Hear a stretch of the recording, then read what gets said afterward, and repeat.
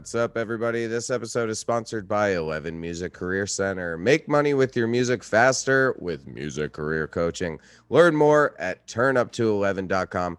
Welcome back to another episode of Artist to Artist, presented by Artist Republic. I am Tuck. This is my man, Christian. Make sure you go leave us a review. Give us that nice 5-star, because we're a couple 5-star men up in here. If you don't know the reference, go listen to some It's Always Sunny. Today, our guest is Nick Nittoli. He is a songwriter and producer and artist from a Bravo reality TV series called Platinum Hit. He finished 4th in the competition and then was able to write with a bunch of really cool artists like Snoop Dogg and French Montana, which is insane, like super fucking cool. Nittoli prides himself in being able to merge with different genres, and when you listen to his solo music, you'll definitely hear that for sure. And he's originally from New Jersey, but has been since moved to Hollywood. When he was a kid, he started getting involved in this career and trying to write songs and working with people, and now ever since, he has been able to hit the iTunes Top 40 charts in 3 different genres: hip-hop, R&B, and metal, which I'm going to have to ask him all about that, because if you know, that's my thing. I'm all about the metal stuff. So if you know, you know. Nittoli, he has a deal out with Genius and Warner, so that's going to be really fun to talk about. Dude has done a ton in his career so far. Really interesting guy, so I'm excited to dive into it with him. But yeah, let's get to it, man. So before we get into the show stuff, because I watched some awesome highlights, and I gotta ask, is it on like Hulu or Amazon or any of that kind of stuff? It has not been brought on to any of those like major streaming services yet. It originally aired on Bravo in 2011. It did not do that well. I don't think like the world was kind of like ready to hear that songwriters were behind some of their favorite songs and behind some of their favorite artists. And yeah, so I don't know when it's going to air on one of those things, but I'm hoping so.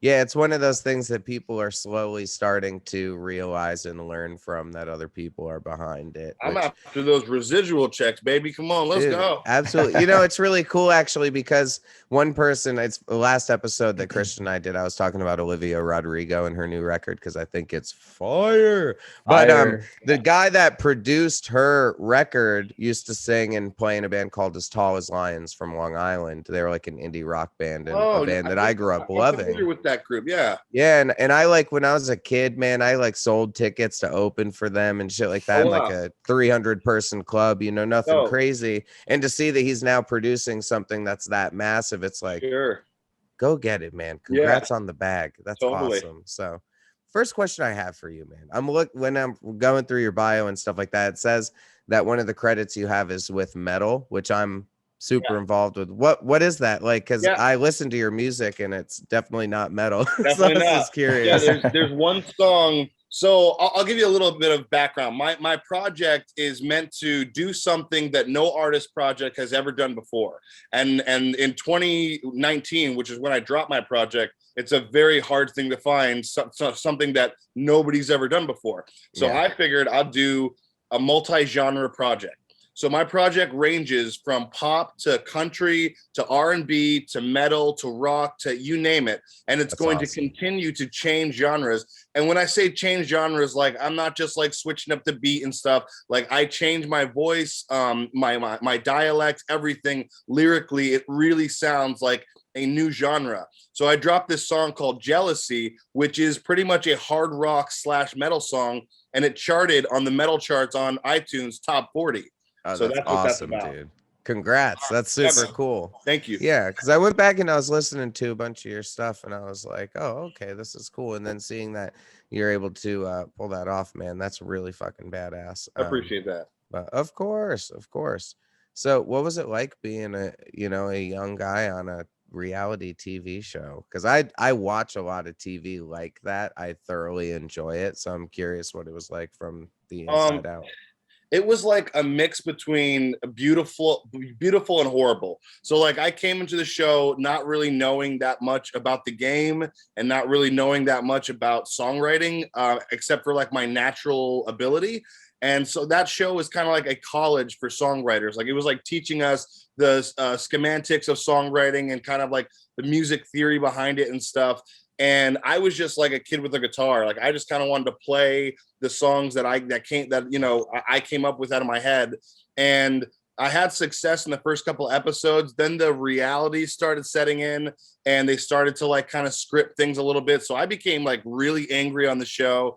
If you watch the clips, like I'm talking shit about all the other contestants. Yeah, it's awesome. Yeah, I was kind of like the bad boy on the show, and but it was cool, man. Like I got to meet Jewel and fucking Rodney Jergens and Ryan Tedder and Donna Summer before she passed, and so it was like this amazing experience for this, a punk rock kid off the streets. Yeah, that's incredible, man. How did you find yourself in that situation? My mom actually found an open casting call in Hollywood at Musicians Institute, and I just went and stood in line after a 12-hour acid trip. And the next thing you know, I'm on national fucking TV. I beat out like 300,000 people in America, and eventually they cast me, and they took me to this like location where we had to live with the other contestants. And next thing you know, I'm on fucking national TV. It was crazy.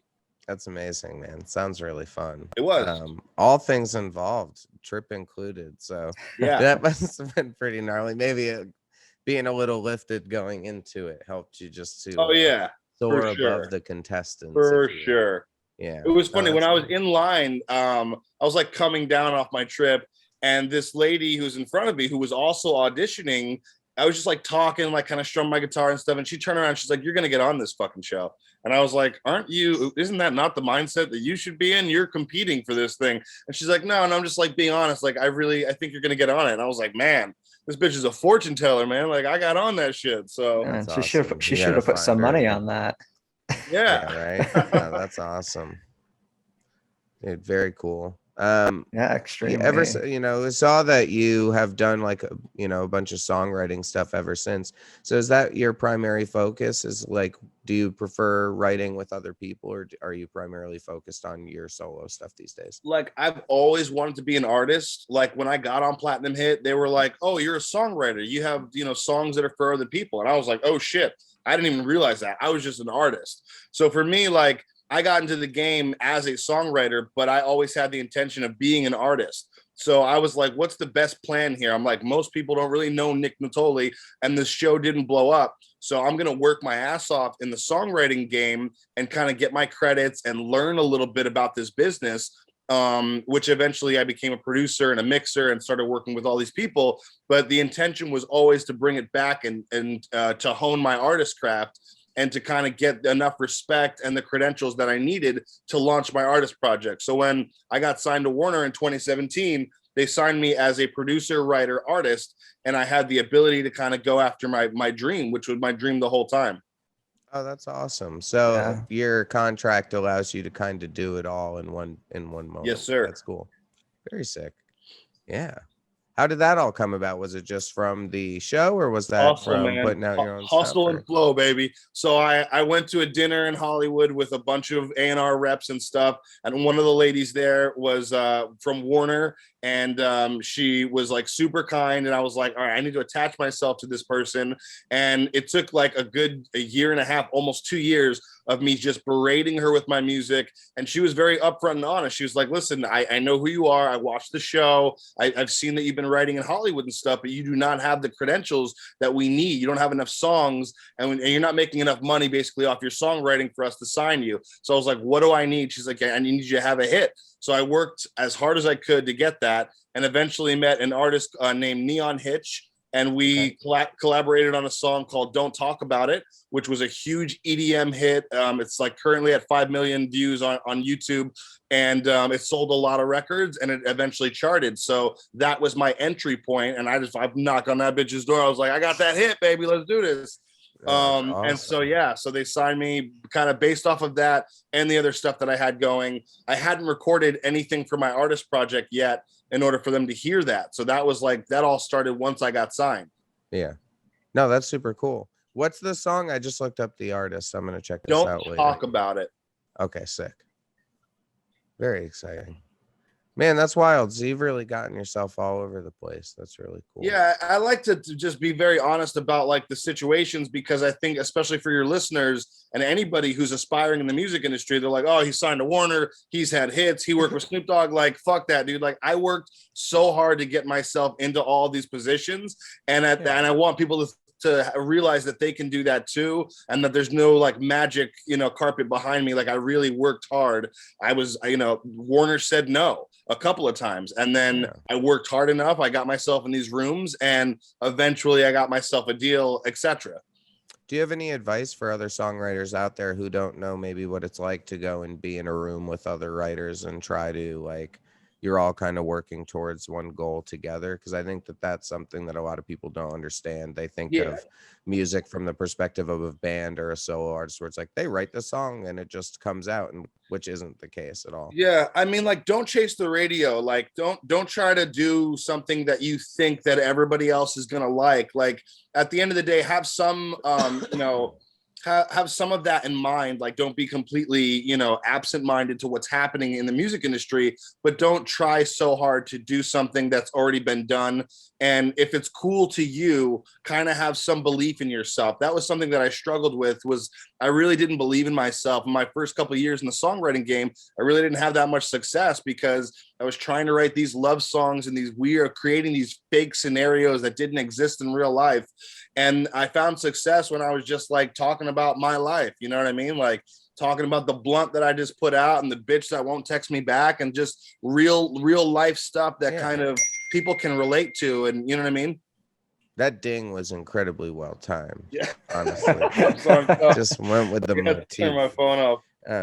No, absolutely. It's, people, I think, just want a taste of reality, and that's why people have been, through this year, been enjoying simple things like Twitch and podcasts and stuff like that too. Because it's like, okay, if I can't go see my favorite band, I'd rather, watch them, play a video game and talk to me than to not. So that's really cool, man. It's said that like you've been doing this since you were a kid, and that you've always had these aspirations. And that's one of those things that I think a lot of people can relate to, is always having a very strong viewpoint on what they want to see themselves doing and seeing it through. And you've luckily had that opportunity where you've gotten to experience different avenues of the industry that have probably built you into a position that allows you to maintain that success and be able to feel, 100%. And like the thing about it is, man, it's like I never gave up. That's something that I would definitely tell anybody who's aspiring to do this. Like,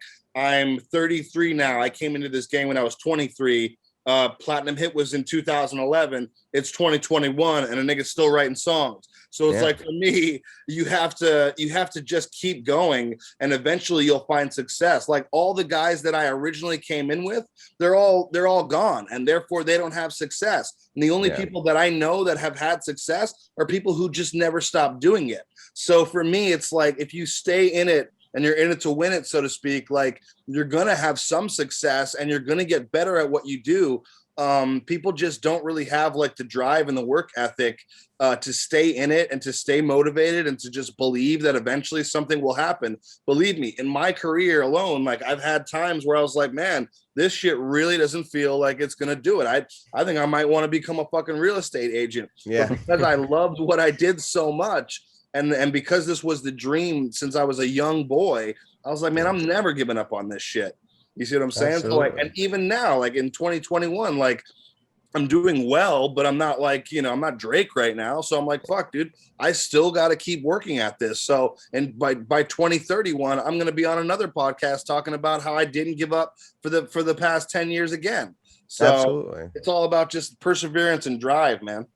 So with your solo music, do you find yourself like writing and producing that primarily yourself, or are you bringing in other songwriters to work with you? I know it's really important that I do it all myself.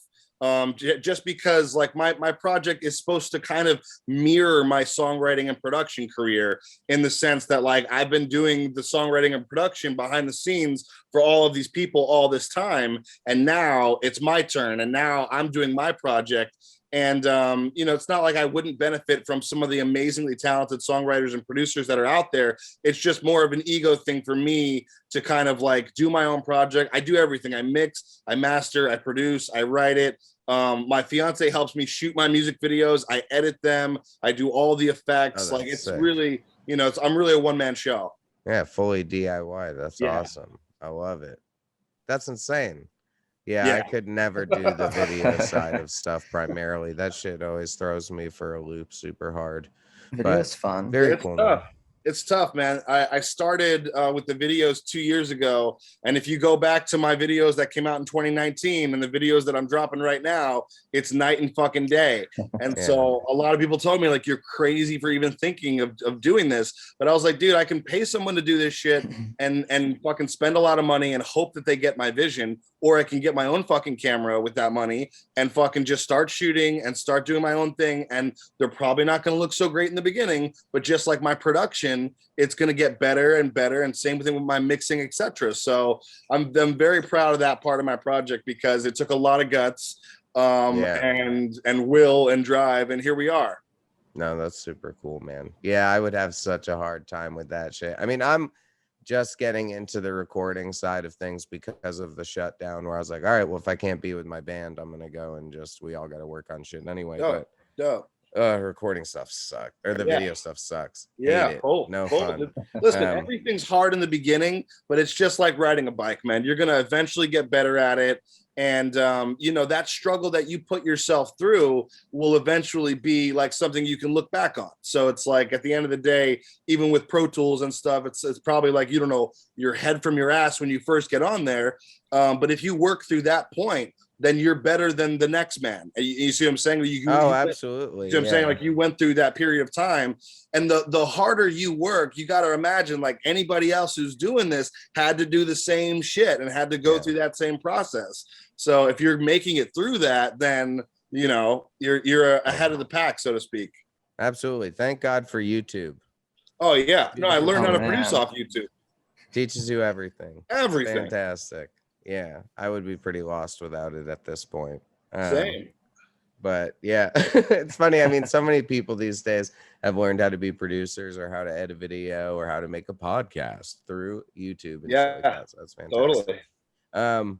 That's nice that you and your partner also get to make your art together. That's got to be a nice. Well, and my fiance stars in some of the videos too, as like kind of like the hip hop girl. So I don't have any other women in my videos. Sick. Yeah, she's got an amazing, incredible body and a beautiful face. So it works out, and we just we have fun, man. Like it's something that's kind of brought us closer together.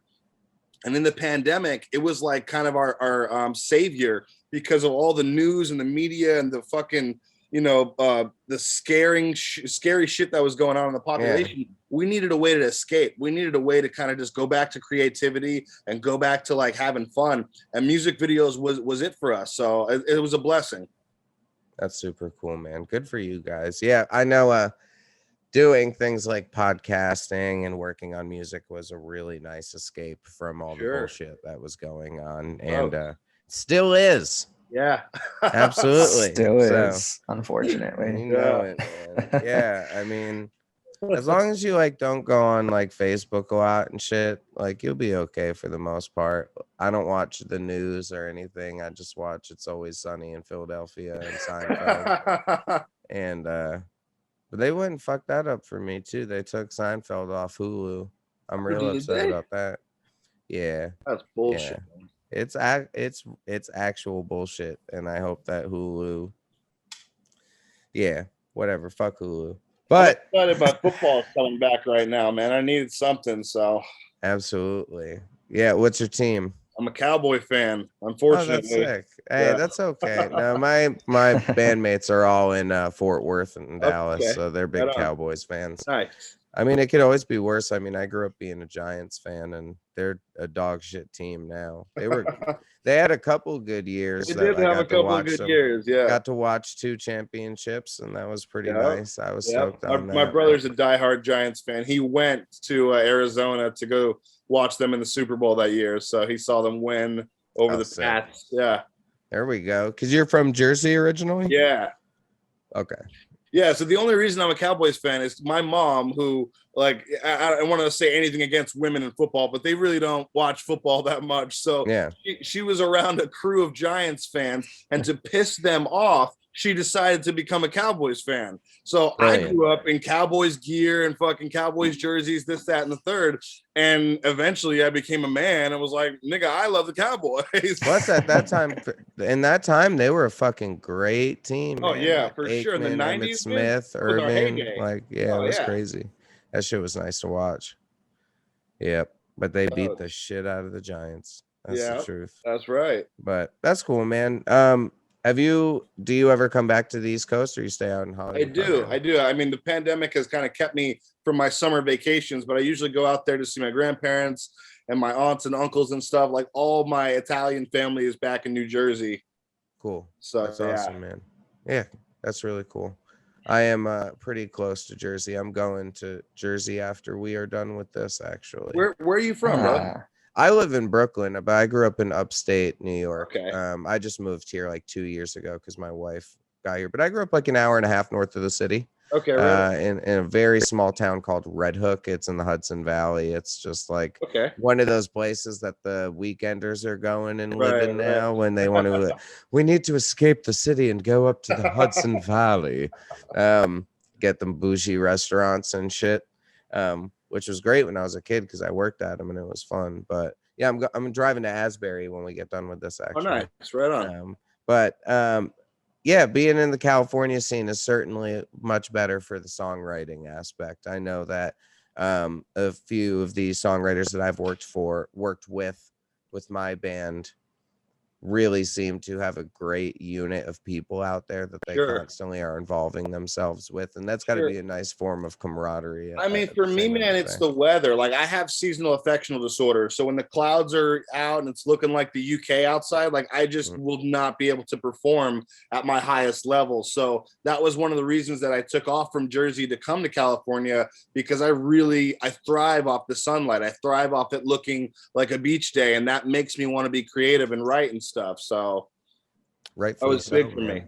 Understandable. I know we usually, a record cycle for us is generally every 18 months. So we'll generally go out every other January to LA and record for 5-6 weeks and stay out there. It's a great way to get away from the winter here in New York.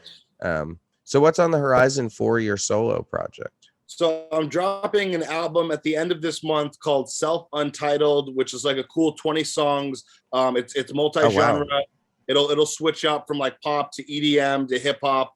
And then I just dropped a music video like 4 days ago, and then a week ago. I'm pretty consistent with the music videos because me and my fiance will just be like, you want to shoot a music video today? And we'll get a location and we'll just do the thing. So because I have that power in my hands, I'm shooting a lot of music videos and putting out a lot of content. So there's 3 upcoming music videos that are coming out in the next couple of weeks or so. And then I'm looking to tour once these COVID restrictions kind of go down and we can kind of figure that out. But yeah, man, just a lot more content, a lot more music, and just a bunch of new stuff dropping. Oh, that's awesome, man. Yeah, I'll go check out that new video when we get done. For sure. Yeah, the restrictions are going to be tough. It's definitely going to affect turnouts and stuff like that. There will be plenty of people that don't want to go out because they're not vaxxed or don't want to wear the mask or whatever, which I'm totally fine with. Do whatever you want to do. Come, don't come, whatever. Ain't no thing. No pun intended. Yeah, it's bullshit, man. I really thought this shit would have been done like 6 months ago, but we took the masks off out here. I don't know how it was where you guys are, but we had the masks off. I was like, we're back, baby. And the next thing you know, they're like, oh, we need to put the mask back on. And I'm like, what was the vaccination for if we fucking need to put the mask back on? Who's making sense here? Yeah, it's interesting. They definitely putting it back on here to some extent in the city, but then like I drove out to Syracuse this week because I had to go work on some stuff, and they didn't give a shit. So really? It depends. I mean, we went and played a couple shows it was in like Indiana and Ohio and like some Midwest shit. And fans were just straight up like, yeah, that didn't happen here. Wow. We didn't stop doing nothing. And I was like, yeah. And they were like, yeah, nothing stopped here. And I was like, oh, cool. And they were like, yeah, what about you? And I was like, no, dude, I live in the city, bro. Like, yeah, everything stopped. I didn't see my friends for a year. And they were like, for real? And I was like, Yeah, and they were like, "Oh, I thought that was bullshit." I was like, Wow. no, man, that was real. That really happened. Yeah. Which I don't even like fans of my own band that did that. I don't. It doesn't make me feel any which way about it, to be honest. I'm so like over people's feelings. I don't. The reality is, all y'all, everybody listening, I don't give a fuck. I do not give a fuck about what you think about anything. I don't want to see it. I don't care. Yeah. Like, be funny on Twitter or get out of my life. Like, I don't. I agree. You know, I agree, man. it's like, yeah. Opinions are like assholes. Everybody's Everybody got 'em, has and most them. of them stink. They stink. They stink, and I hate them. But things that I don't hate. One, your artwork. I just gotta. What a picture. Oh, It's thanks, beautiful. brother. It's Thank you. fantastic. It's so good, and I love that. Like, everything is just so on point. The hair into it, your eyes into it, like everything. It's so nice, man. A really beautiful Yeah, picture. man. Like I've always been. If you look at pictures of me when I was like 5 years old, I've always been like the rainbow, super bright colored neon guy. Yeah. And so when I was releasing my artist project, I was like, oh fuck, this guy 6ix9ine is doing that, and it's probably gonna look like I'm like you're ripping off of him. But I'm like, fuck that. How much longer is this guy really going to be around for? One. And then two, Yes. I was like, I'm just going to be myself, man. Like, you know, unapologetically me. And just, if people ask me about that, I'll just be very upfront with them and show them pictures from 1994 where a nigga was dressed in rainbow. And they'll be like, oh, wow. You know, you could do that on an album cover and that shit would be sick. Yeah, plus I dressed like that on the TV show and stuff, and that was 10 years ago, way before 6ix9ine was even a thought. So I think people can kind of understand, like, this is really him. You know, I just didn't have the fame at that point to kind of promote myself like that. Yeah. But that's what I love. You know, I love those colors. So have you watched the Whack 100 interview?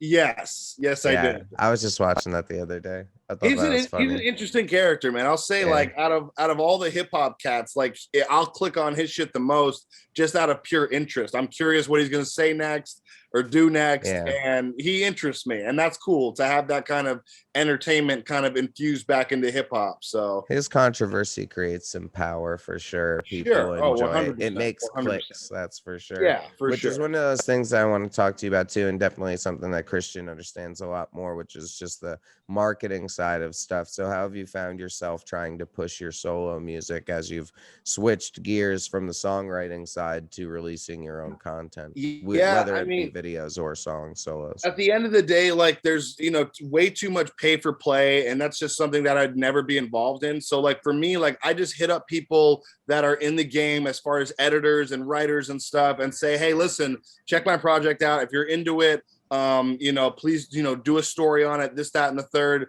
And the same thing goes with like Spotify playlisters and curators and stuff like that. I try to build more friendships than I do anything else. And obviously, like, I've got some ties in the game. I've been around for a while. That was kind of part of my plan by like working with other artists and producing and stuff, is to kind of figure out, like, all right, well, how are you going to promote this fucking thing? And who are you going to talk to? This, that, and the third. Like, I was kind of like a music spy for the first like 7 years of my career, just like jotting notes in my artist notebook for when I drop my project. And now I'm kind of using all those little notes to help promote myself. YouTube's been a great avenue. A lot of people do like reaction videos to my songs. And then after they react to my songs, they'll hop on my Instagram, they'll go on my Twitter, they'll retweet me, they'll, you know, so I get a lot of fans through that. Yeah, and then a lot of sponsorships I do with companies who want to like send me free gear or send me free shirts and stuff. And then I'll kind of get a following through their following on social media. So it kind of works both ways. No, that's super cool, man. Yeah, the YouTube is such a unique and fantastic tool, and the reaction videos have been really helpful for a lot of people. They're just such a fun way to get exposed to new music. And if you just like the character of the person that does them, then you'll consistently get exposure through stuff like that. Yeah, man, it's funny. I realize there's no way to actually see anybody and to know that they're watching and listening to your music except for YouTube reactions. Like, somebody says they checked out your Spotify. Okay, cool. You could be lying. Somebody says they checked out your iTunes. That's nice. Where's the proof? But on YouTube, like you're visually seeing somebody listening to your music and reacting to either your music video or an audio, a file, whatever. But you see that they actually did it. And I'm like, there's no other place for this. I mean, maybe TikTok or something, but YouTube is the primary. Well, and that's the interesting aspect of the views versus comments and likes versus dislikes and stuff like that when it comes to these reaction videos and stuff, because even if at least someone's watching something and saying something negative, they at least watch the damn thing, and that's always going to be half the battle. But it's fantastic to see these reaction videos because generally they come from a community of people who are very positive and are excited to check out new stuff.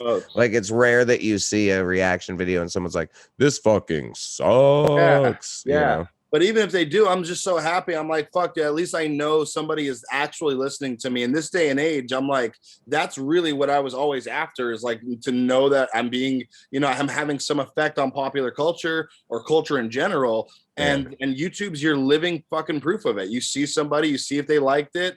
And for me, like I've had like religious reactors, like they'll react to one of my videos and they'll just go down the chain of all my videos and react to all of them. I'm like, fuck, dude, that's so cool. Like, I put a lot of time and effort into these music videos. Like I said, some of them do not look as cool as like what I'm doing now, but I still like, I don't know if you guys have seen them, but I like recreate movies. I've done like Aladdin and Beetlejuice and fucking you name it, dude. I dressed up like 6ix9ine in one of my videos. No shit. Yeah, we really put a lot of effort into these. So it's like, it's to see somebody check it out. That's a blessing, man.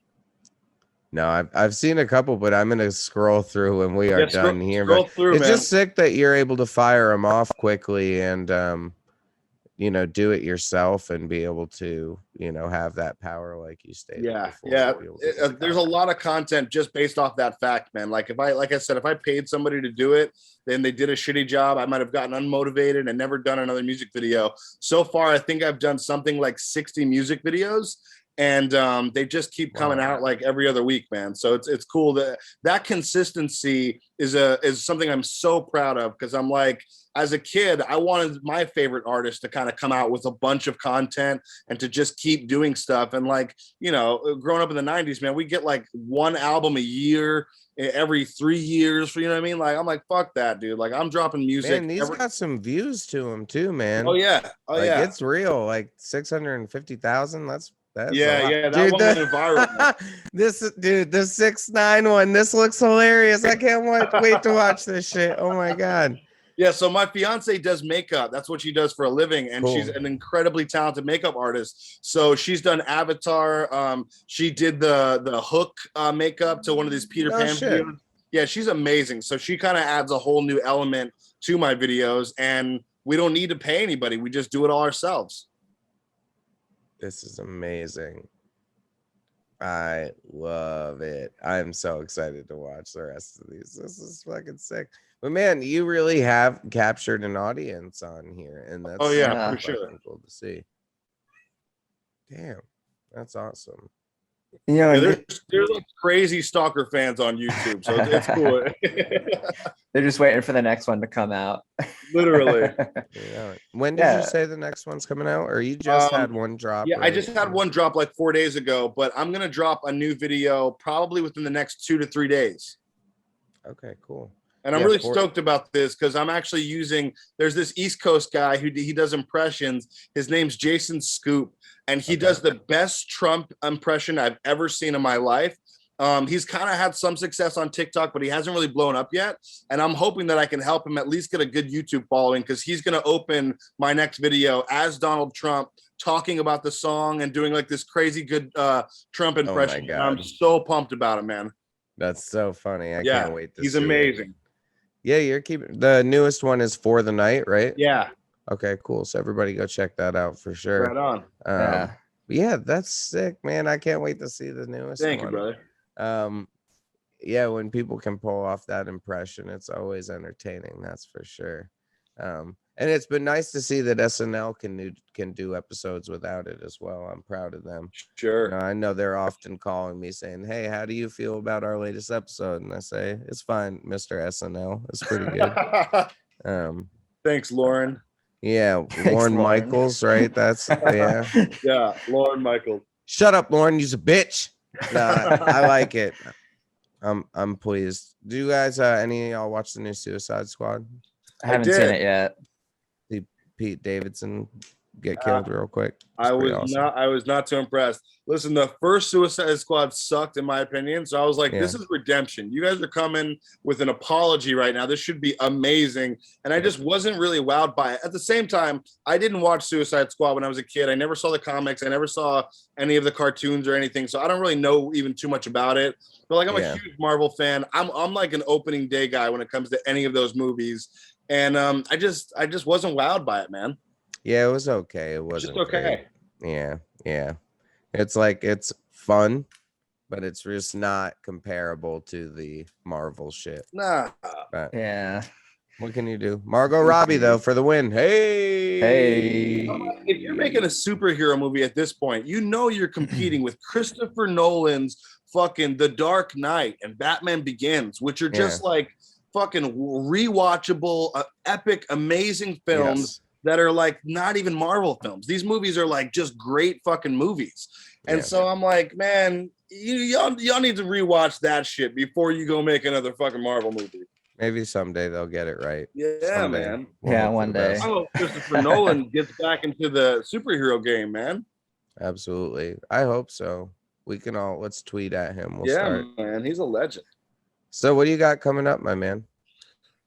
So I'll probably just be editing this next music video in the next couple of days, and then a little bit of promotion for that and stuff. A lot more podcast interviews and stuff. I realize like not that many people know my story and like know that I've written for Snoop and French Montana and YG and all these different genres and artists and stuff. So I think it's like a great platform for me to just get on and like I just did here and kind of talk about my story a little bit so people know what's up.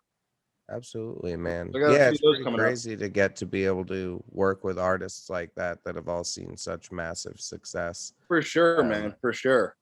I love French's voice. It's been a ride. French's voice is so smooth. Yeah. It's so sick. But yeah, man. Christian, do you want to hit him with any questions before we end up getting done here today? No, I think, we're running right up on the time. So it's kind of the perfect time to ask the last question, which is, what is one piece of advice, Nick, that you would give to, any up and coming artist or someone that just might be listening to this episode? Yeah, man. Like if you're trying to get into this business, don't do it unless you fucking love it. Like the thing that's driven me to this point is like, I didn't mind spending 18 to 24 hours on Pro Tools and on YouTube learning how to fucking work Pro Tools because I love music. I love when that kick drum hits. I love the sound of music. I love, the sound of, cool synths and bass tones and shit. I could do this for free. The fact that I get paid for it is just a blessing. It's icing on top of the cake. So don't get involved in something unless you really love it and you could and would do it for free. When the money starts pouring in, it's literally just like, I can't believe I'm getting paid for this because I would do this for free. Don't tell Warner that, you know what I mean? But at the end of the day, don't get into it unless you really could do this all day long without a price tag on it. And if you're gonna do it, treat it like, for me, like I used to work at fucking T-Mobile and UPS, and I treat it just like a day job, man. I show up on time. I show up 10 minutes early. I'm the first one to show up. I'm the last one to leave. And I also played like high school football, and so I usually look how I play in the sense that like I show up dressed to work and I'm ready. I'm ready to do this. So I would say put everything into it or don't put anything into it at all. Absolutely. That's fantastic. That'd be my advice, man. Yeah. Yeah, it's great advice. That's fantastic. Yeah. Well, hell yeah, I'm with it, man. It was an absolute pleasure to talk to you today. Thanks for spreading it with us. Like you definitely have a very interesting story, and when it comes to your approach with how you have gotten through the music industry, it's pretty remarkable, man. So thank you very much. Oh man, thank you guys so much. I really appreciate that. And I do a bunch of these, so I can really tell you, like, you guys are very good at what you do. Your website is very comprehensive and amazing. It's very professional looking. And yeah, man, I really appreciate you guys taking the time out. This was fun. Dude, of course. Awesome. Absolute pleasure. Well, Nick. Hell yeah, man. Thank you all right, guys. so much. Nice meeting you too. And we'll see everybody else next week. All right, yeah, absolutely. And shoot me the link and stuff, and I'll do like a promo on my Instagram. I'll do like a swipe up and shit. Yeah, try to get my fans to come check it out. Yeah, man, totally. You got it, brother. All right. Appreciate you, my man. All right, guys, have a good one. You Bye. too. Bye. Later.